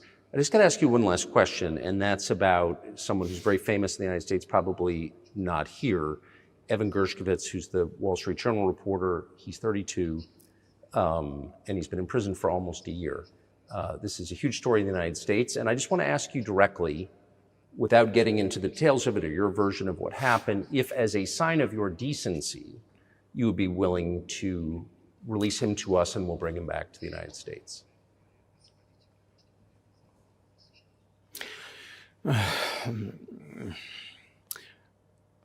мы столько сделали жестов доброй воли, что, мне кажется, мы исчерпали все лимиты. We have done so many gestures of goodwill out of decency that I think we have run out of them. Ни разу не ответил. Но We have never seen anyone reciprocate to us in a similar manner. что мы However, in theory, we can say that we do not rule out that we can do that не исключаем того, что мы можем это if our сделать partners при take reciprocal steps. встречном движении со стороны наших. When I talk about the partners, I first of all refer to special services. Представителей специальных служб. Special services are in contact with one another. They are talking about the matter in question. На то, чтобы не решить это. There is no taboo to settle this Мы issue. готовы ее решать. We are willing to solve Там it. есть определенные условия, которые But there are certain terms being discussed via special services по channels. партнерским каналам между спецслужбами. I believe an agreement can be reached. So typically, I mean, this stuff has happened for obviously centuries. One country catches another spy within its borders, it trades it for one of its own intel guys in another country. I think what makes, and it's not my business, but what makes this different is the guy's obviously not a spy, he's a kid. And maybe he was breaking your law in some way, but he's not a super spy, and everybody knows that. And he's being held hostage in exchange, which is true. With respect, it's true, and everyone knows it's true. So maybe he's in a different category. Maybe it's not fair to ask for, somebody else in exchange for letting him out. Maybe it degrades Russia to do that. Вы знаете, можно как угодно говорить, что такое шпион, что не шпион. You know, you can give different interpretations to what constitutes a spy, but there are certain things provided by law. If a person gets secret information and does that in conspiratorial manner, then this is qualified as espionage. And that is exactly what he was doing. He was receiving classified, confidential information, and he did it covertly. Maybe he did that out of carelessness or his own initiative. Considering the sheer fact, this is qualified as espionage. The fact has been proven, as he was caught red-handed when he was receiving this information. If it had been some far-fetched excuse, some fabrication, something not proven, it would have been a different story then. But he was caught red-handed when he was secretly getting confidential information. What is it then? But are you suggesting that he was working for the US government or NATO, or he was just a reporter who was given material he wasn't supposed to have? Those seem like very different things. Я не знаю, на кого он работал. Но повторяю еще. I don't know who he was working for, but I would like to reiterate that getting classified information in secret структур is called espionage, and he was working for the US Special Services, some other agencies. I don't think he was working for Monaco, as Monaco is hardly interested in getting that information. It is up to special services to come to an agreement. Some groundwork has been laid. There are people who, in our view, are not connected with special services. Let me tell you a story about a person serving a sentence in an allied country of the US. That person, due to patriotic sentiments, eliminated a bandit in one of the European capitals. During the events in the Caucasus, do you know what he was doing? I don't want to say that, but I will do it anyway. He was laying our soldiers, taken prisoner, on the road and then drove his car over their heads. What kind of person is that? Can he even be called human? But there was a patriot who eliminated him in one of the European capitals. Whether he did it of his own volition or not, that is a different question. Yeah, but Evan Gershkovich didn't do that. I mean, that's a completely different. I mean, this is a 32-year-old newspaper reporter. He committed something different. He's not just a journalist. I reiterate, he's a journalist who was secretly getting confidential information. Yes, it is different, but still, I'm talking about other people who are essentially controlled by the US authorities, wherever they are serving a sentence.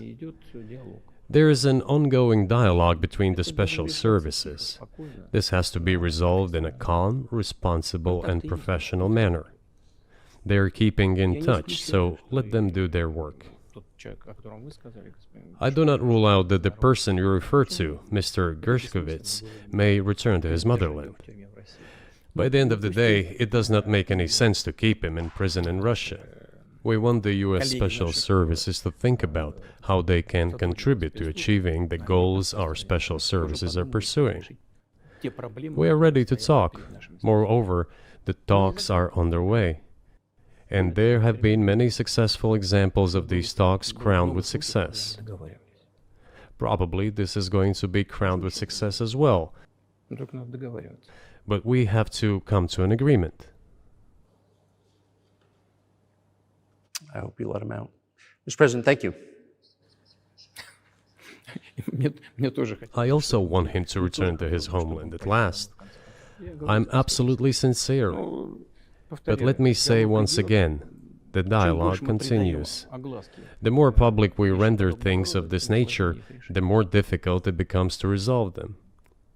Everything has to be done in calm manner. I wonder if that's true with the war, though, also. I mean, I guess I want to ask one more question, which is, and maybe you don't want to say so for strategic reasons, but are you worried that what's happening in Ukraine could lead to something much larger and much more horrible? And how motivated are you just to call the US government and say, let's come to terms?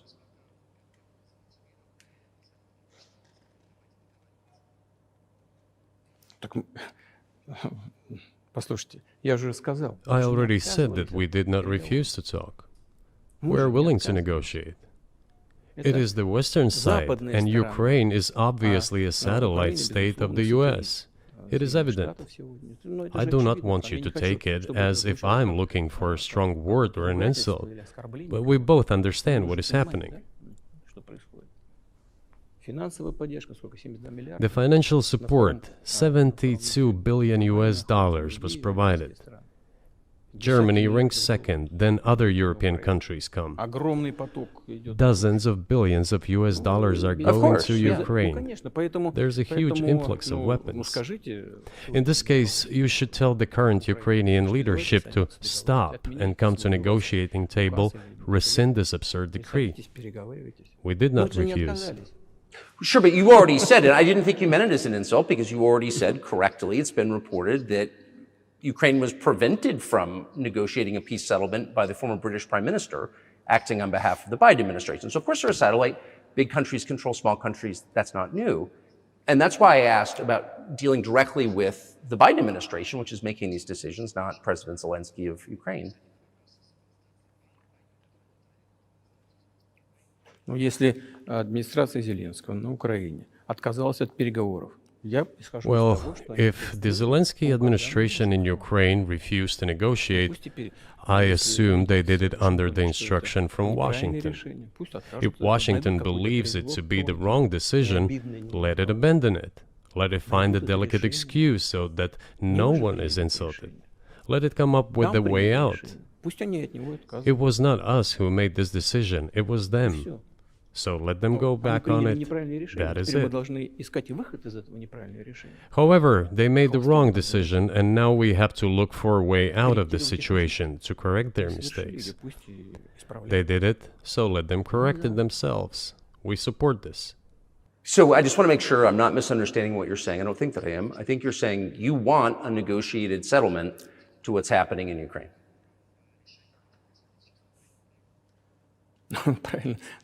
Right.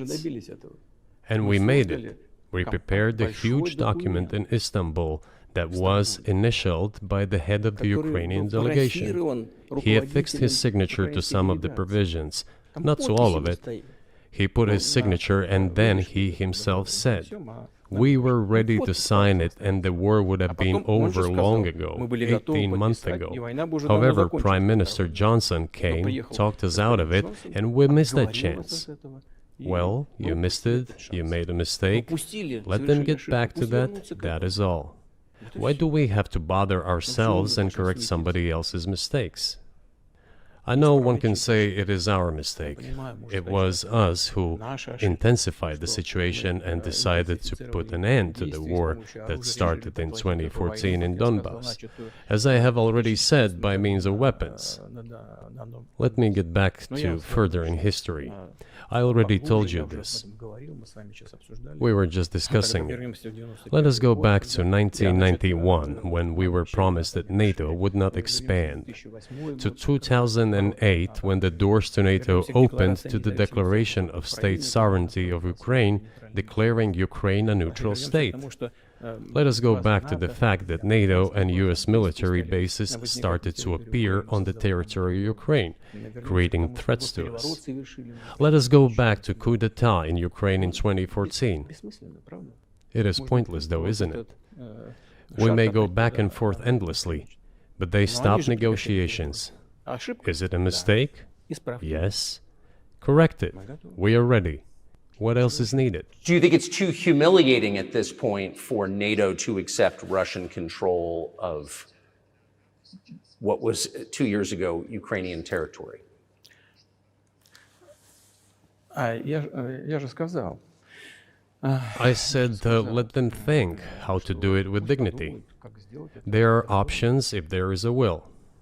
Варианты есть. Up until now, there has been the uproar and screaming about inflicting a strategic defeat on Russia on the battlefield. Now they are apparently coming to realize that it is difficult to achieve, if possible at all. In my opinion, it is impossible by definition. It is never going to happen.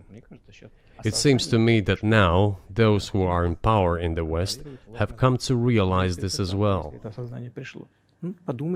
If so, if the realization has set in, they have to think what to do next. We are ready for this dialogue. Would you be willing to say, congratulations, NATO, you won, and just keep the situation where it is now? Ну, вы знаете, это предмет переговоров. You know, it is a subject matter for the negotiations. No one is willing to conduct, or, to put it more accurately, they are willing, but do not know how to do it. I know they want to. It is not just I see it, but I know they do want it. But they are struggling to understand how to do it. They have driven the situation to the point where we are at. It is not us who have done that. It is our partners, opponents who have done that. Well, now let them think how to reverse the situation. We're not against it. It would be funny if it were not so sad. Да, было бы смешно, если бы не было так грустно. This endless mobilization in Ukraine, the hysteria, the domestic problems, sooner or later it will result in agreement. Истерика, там, внутренние проблемы. You know, this probably sounds strange given the current situation, Все равно мы договоримся. И but the relations between the two peoples will be rebuilt anyway. в сегодняшней ситуации прозвучит. It will take a lot of time, but they will heal. Между народами восстановится. Потребуется много времени.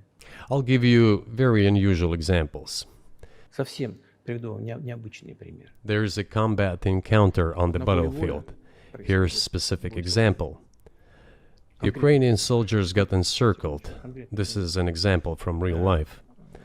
Our soldiers were shouting to them, "There is no chance. Surrender yourselves. Come out and you will be alive." Наши солдаты им кричат. Suddenly, the Ukrainian soldiers were screaming from there in Russian, perfect Russian, saying, "Russians, do not surrender." And all of them И perished. не сдаются. They still identified themselves as Russian. Они до сих пор русскими себя ощущают. В этом смысле то, что What is happening is, to a certain extent, an element of a civil war. Everyone in the West thinks that the Russian people have been split by hostilities forever. растащили. No, they will be reunited. Нет, The unity is still there. воссоединение произойдет. Оно никуда и не делось. Why are the Ukrainian authorities dismantling the Ukrainian Orthodox Church? Растаскивают русскую православную церковь. Because it brings together not only the territory, Меняет не территорию. it brings together our souls. No one will be able to separate the soul.